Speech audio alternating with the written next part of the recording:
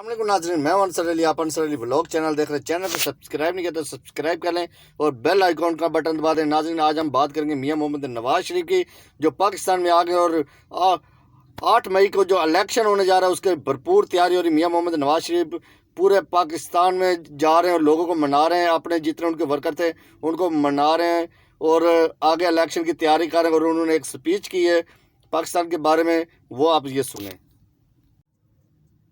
بہت ہی عزیز ہم وطنوں، مجھے پورے ملک سے مبارکباد کے پیغامات موصول ہو رہے ہیں۔ میں نے مناسب خیال کیا کہ براہ راست آپ سے بات کروں۔ سب سے پہلے میں اللہ تعالیٰ کا شکر بجا لاتا ہوں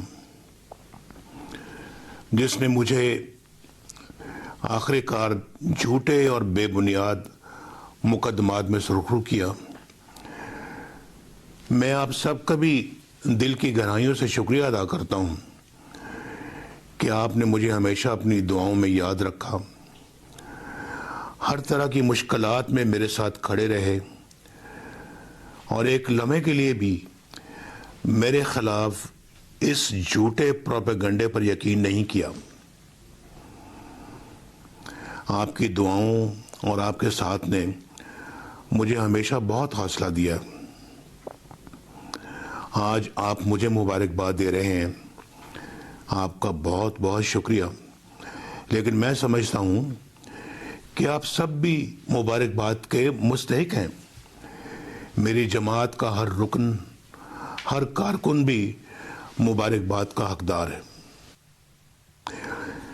میں اگر 2013 کے بعد اپنے خلاف شروع ہونے والی منظم سازش کی کہانی بیان کروں تو بہت وقت لگے گا۔ اس کا آغاز اگست 2014 کے طویل دھرنوں سے ہوا اور اس کا پہلا مرحلہ 28 جولائی 2017 کو ختم ہوا، جب مجھے بیٹے سے تنخواہ نہ لینے کے جرم میں نہ صرف وزارت عظمیٰ سے فارغ کر دیا گیا، چھٹی کرا دی گئی، بلکہ عمر بھر کے لیے نااہل بھی کر دیا گیا۔ آپ کو اچھی طرح یاد ہوگا کہ کس طرح واٹس ایپ کالز کی گئیں، کس طرح ایک جے آئی ٹی کے لیے ہیرے چنے گئے اور وہ بھی واٹس ایپ پر، کس طرح اس جے آئی ٹی کی نگرانی کے لیے ایک 3 رکنی بینچ بٹھایا گیا، کس طرح مجھے سسلن مافیا اور گاڈ فادر کی گالیاں دی گئیں، کس طرح ایک ایسی پٹیشن پر کارروائی شروع کر دی گئی جسے اس زمانے کے چیف جسٹس نے فریولیس یعنی فضول اور ناکارہ قرار دے کر مسترد کر دیا، کس طرح ایک جج نے خود درخواست گزار کو پیغام بھیجا، آپ جانتے ہیں میں جسٹس کھوسہ کی بات کر رہا ہوں، کہ ہمارے پاس آؤ۔ پھر کس طرح نیب کو 3 ریفرنس دائر کرنے کا حکم ملا اور کس طرح سزائیں دی گئیں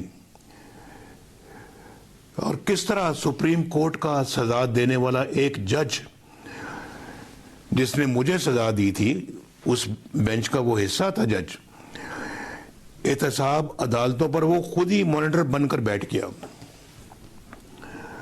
کس طرح مطلوبہ فیصلے حاصل کرنے کے لیے سینئر ججوں کے گھر جا کر دھمکیاں دی گئیں۔ میرے بزرگوں، بھائیوں، بہنوں، یہ ساری باتیں ریکارڈ پر آ چکی ہیں۔ اس شرمناک کھیل کے سارے کرداروں کے چہرے بھی بے نقاب ہو چکے ہیں۔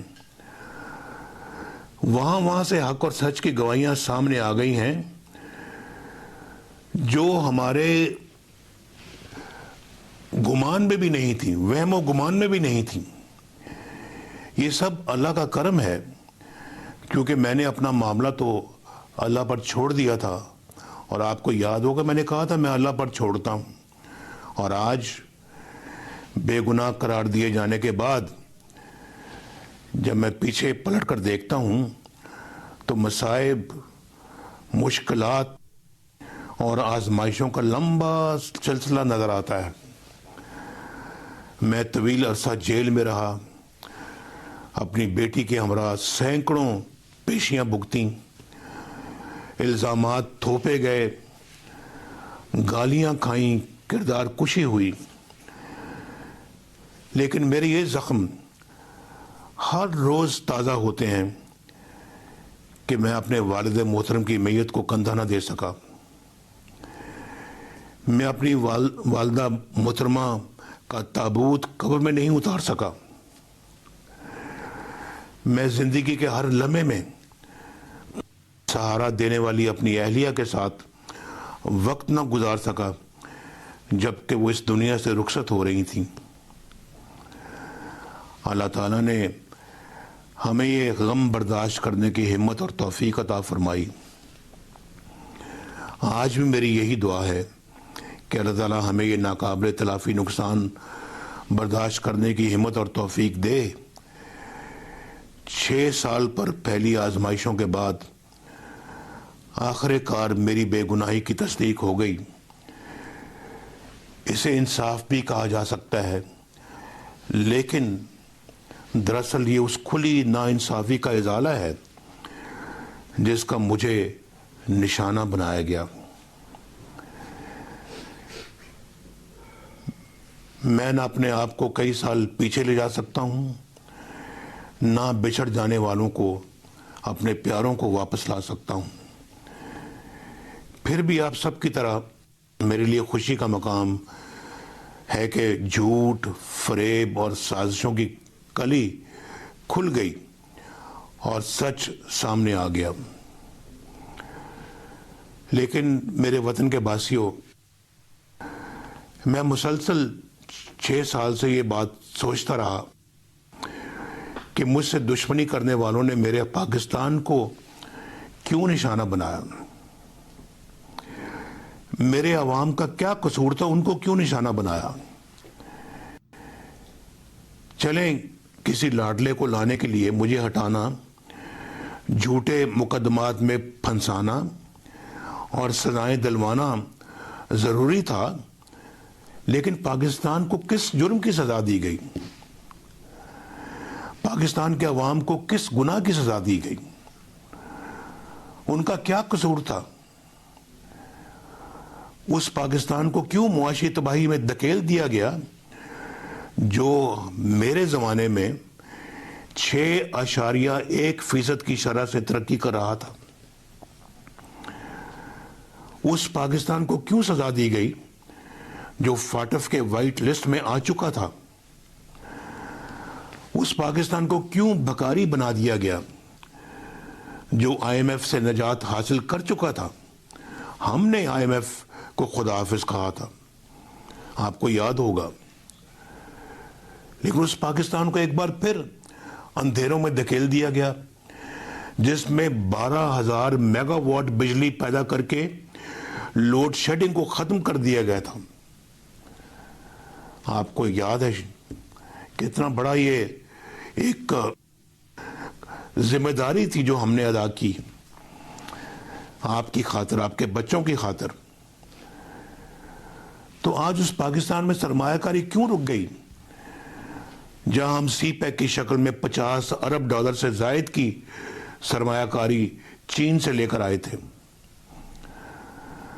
उस पाकिस्तान को फिर क्यों दहशतगर्दी का गढ़ बना दिया गया जहां से दहशतगर्दी को हमने कुचल दिया था।